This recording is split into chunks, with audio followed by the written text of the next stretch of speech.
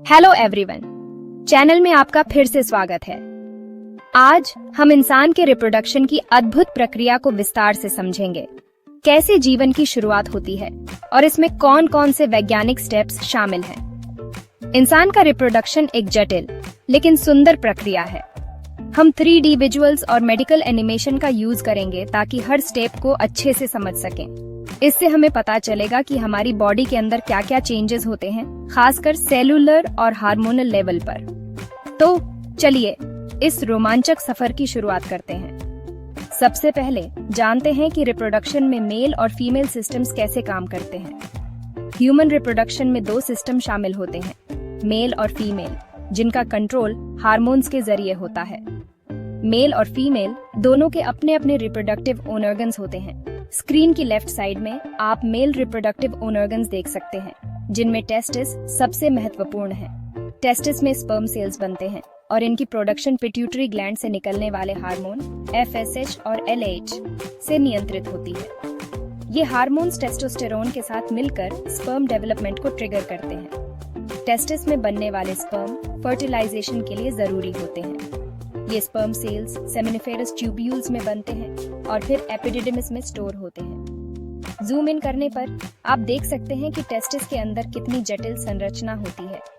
Sperm cells यहाँ बनते हैं और धीरे धीरे आगे बढ़ते हैं। वे वॉस डिफरेंस नामक ट्यूब से होकर बाहर की ओर जाते हैं। रास्ते में स्पर्म सेमिनल वेसिकल और प्रोस्टेट ग्लैंड के फ्लूइड्स के साथ मिलकर सीमेन बनाते हैं। सीमेन इजैकुलेशन के दौरान रिलीज होता है, जिससे स्पर्म बाहर निकलते हैं। इस तरह स्पर्म बॉडी से बाहर निकलता है और फर्टिलाइजेशन के लिए तैयार होता है। अब स्पर्म का अगला पेडिडेडाव फीमेल रिप्रोडक्टिव सिस्टम है। फीमेल रिप्रोडक्टिव सिस्टम में ओवरीज सबसे अहम है, जहां एग्स बनते हैं। ओवरीज में हर महीने एक एग मैच्योर होता है, जिसे ओवुलेशन कहते हैं। ये एग्स फीमेल हार्मोन्स FSH और LH के कंट्रोल में बनते और रिलीज होते हैं। हर महीने ओवुलेशन के दौरान एक एग ओवरी से निकलकर फेलोपियन ट्यूब में जाता है। यही वह समय है जब फर्टिलाइजेशन संभव होता है। एग फेलोपियन ट्यूब से होकर यूटेरस की ओर बढ़ता है। ये सफर एक वाटर स्लाइड जैसा है, लेकिन सेल्स के लिए। जैसे ही हम ये एनिमेशन देखते हैं, समझें कि एग और स्पर्म का मिलना कितना खास है। एग यूटेरस की तरफ बढ़ता है और अगर इसी दौरान स्पर्म मिल जाए तो फर्टिलाइजेशन होता है। अब जानते हैं फर्टिलाइजेशन के स्टेप्स। स्पर्म एग के चारों ओर जमा होते हैं और एक स्पर्म एग के अंदर प्रवेश करता है। एग और स्पर्म के न्यूक्लियस मिलते हैं, जिससे एक नया सेल बनता है, जाइगोट। यही फर्टिलाइजेशन है, जीवन की असली शुरुआत। जाइगोट में माता पिता दोनों का जेनेटिक मटेरियल होता है। फर्टिलाइज्ड एग को अब जाइगोट कहते हैं, जो लगातार डिवाइड होता है। ये बहुत छोटा होता है, लेकिन इसमें जीवन की पूरी संभावना छुपी होती है। अब जाइगोट को करीब से देखें। ये लगातार डिवाइड होकर मल्टीसेलुलर बनता है। जाइगोट डिवाइड होकर मोरुला और फिर ब्लास्टोसिस्ट बनता है। ब्लास्टोसिस्ट यूटेरस में इम्प्लांट हो जाता है और वहीं से एम्ब्रियो का विकास शुरू होता है। इम्प्लांटेशन के बाद प्लेसेंटा बनता है, जो बेबी को पोषण और ऑक्सीजन देता है। अगले 9 महीनों तक बेबी यूटेरस में ग्रो करता है और हर स्टेज पर अलग अलग अंग और सिस्टम्स बनते हैं। इन महीनों में फीटस यानी डेवलपिंग बेबी तेजी से बदलता है। जिसे हम डेवलपिंग बेबी कहते हैं, उसमें हर हफ्ते नए चेंजेस आते हैं। अंग, मसल्स और नर्वस सिस्टम धीरे धीरे बनते हैं। सभी ओन ऑर्गन्स, सिस्टम्स और बॉडी पार्ट्स बनते हैं। ये एक अद्भुत विकास यात्रा है। आप इन 3D विजुअल्स में देख सकते हैं कि कैसे एक छोटा सेल इंसान में बदलता है। ये सोचना सच में अमेजिंग है कि जीवन की शुरुआत इतनी छोटी और जटिल होती है, कि ये सब एक सिंगल सेल से शुरू होता है और फिर एक पूरा इंसान बनता है। जैसे जैसे टाइम बीतता है, पेरेंट की बॉडी में भी बड़े चेंजेस आते हैं। प्रेगनेंसी के दौरान हार्मोनल चेंजेस से बॉडी बेबी को सपोर्ट करने के लिए तैयार होती है। यूटेरस फैलता है और प्लेसेंटा पोषण पहुंचाता है। पूरी बॉडी बढ़ते हुए फीटस को सपोर्ट करने के लिए अडॉप्ट करती है।